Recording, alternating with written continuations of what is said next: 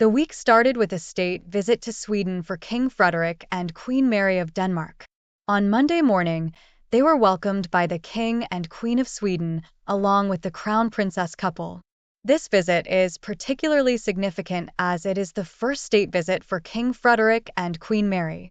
Interestingly, this mirrors the journey made by Frederik's mother, former Queen Margrethe, who also chose Sweden for her first official state visit back in 1973. On the first day of the visit, Queen Mary chose to wear the brooch Queen Margrethe gave her to mark the birth of her firstborn child in 2005, Prince Christian, now Crown Prince Christian. The brooch consists of a large sapphire as well as diamonds and pearls first belonged to Prince Christian's great-great-grandmother, Crown Princess Margaret of Sweden.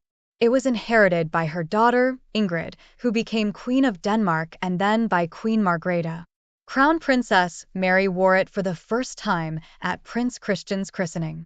You can learn more about the history of this stunning brooch by watching my video about it. Please see the link below. During the gala dinner on Monday evening, there was much splendor. King Carl Gustaf and Queen Sylvia were joined by two of their oldest children and their spouses, Crown Princess Victoria and Prince Daniel, and Prince Carl Philip and Princess Sophia. The king's sister, Princess Christina, also joined the crew, and so did her husband. Let's take a closer look at the jewelry worn at the gala dinner. Queen Mary wore a set of jewelry made of ruby red currants, originally owned by Queen Desiree of Sweden and Norway. The jewelry was a gift from her husband, Marshal Jean-Baptiste Bernadotte, for Emperor Napoleon's coronation in 1804.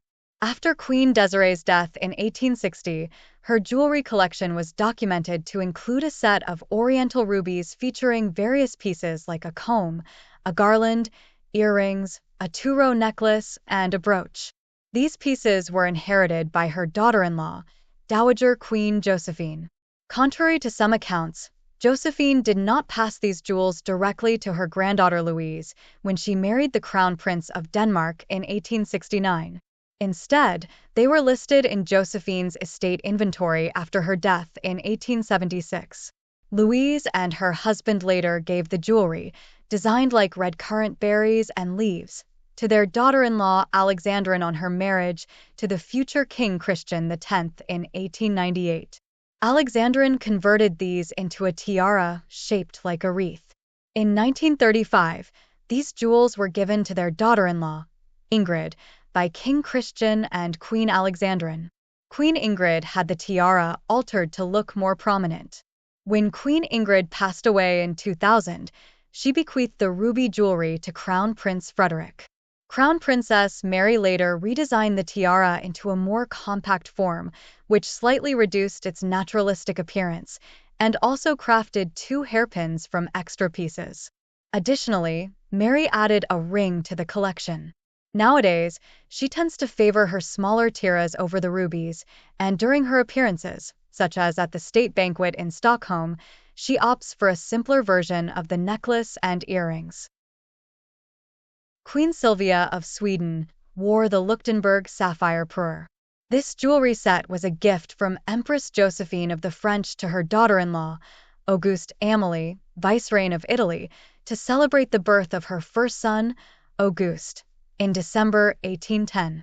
Auguste Amélie gifted these sapphires to her eldest daughter, Josephine, likely when Josephine married the future King Oscar of Sweden and Norway in 1823. The jewels were later passed on to her third son, Oscar, who then gave them to his daughter-in-law, the future Queen Victoria. They became part of the entailed foundation of Queen Victoria and King Gustaf. The parure has been worn by Queen Louise, Princess Sibylla, Princess Birgitta, and has been in the exclusive use of Queen Sylvia since 1976.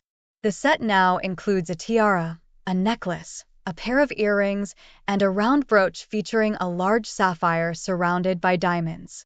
Originally, there was also a brooch designed as a floral bouquet, but Queen Louise gifted it to Princess Margaretha as a wedding present in 1964, and it has not been seen since then.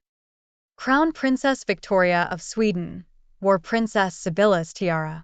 This tiara was crafted by E. Wolfe and Company and originally given as a gift to Princess Margaret of Great Britain by her parents, the Duke and Duchess of Connaught, when she married the future King Gustav Adolf of Sweden in June 1905. Following Princess Margaret's early death at the age of 38 in 1920, the tiara was inherited by her eldest son, Prince Gustav Adolf. His wife, Sibylla, frequently wore the tiara, leading to its association with her name. After Princess Sibylla passed away in 1972, the tiara became the private possession of the current King of Sweden. His youngest sister, Princess Christina, wore it on her wedding day in 1974 to honor her late mother. Since then, the tiara has been worn by various members of the royal family, including Queen Sylvia, Crown Princess Victoria, and Princesses Madeline, Lillian, Birgitta, Desiree, and Christina. The tiara is versatile. It can be detached from its frame to be worn as a necklace, and its diamond drops can be used as pendants on a simpler necklace. Princess Sophia of Sweden chose her own diamond tiara for the state banquet in honor of the King and Queen of Denmark, this time featuring light blue stones that are likely aquamarines or perhaps topazes. The tiara was originally a gift from a very private Swedish businessman to Queen Sylvia. The businessman purchased the stones in Thailand and designed the tiara himself. Queen Sylvia, however, never wore it publicly before it was given to Sophia as a wedding gift by her and King Carl Gustaf in 2015. Initially, the tiara's diamond palmettes were topped with emerald prongs, which is how Princess Sophia wore it on her wedding day. Since then, she has adapted it for different occasions, wearing it in an all-diamond version and with pearls, turquoises, the blue stones seen at the Danish state visit, yellow stones likely citrines, and darker blue stones she wore during a recent state visit from Finland. I have a video dedicated to Sophia's versatile tiara. I'll link it down below, and you can check it out if you're interested. Princess Christina, the king's sister, wore the Swedish 4-buttons tiara, which includes 4 identical buttons. The tiara is set on a plain metal frame without any extra connectors or base details. By the early 1960s, it was already being worn by King Carl Gustaf's 4 older sisters. Given the number of young princesses in the family, there was a need for more appropriate tiaras, those less grand and more suited to younger members rather than the larger, more majestic ones typically worn by a queen or more senior figures. Over the years, nearly all the Swedish royal ladies have worn this tiara, with Queen Sylvia being a notable exception as she has never worn it publicly.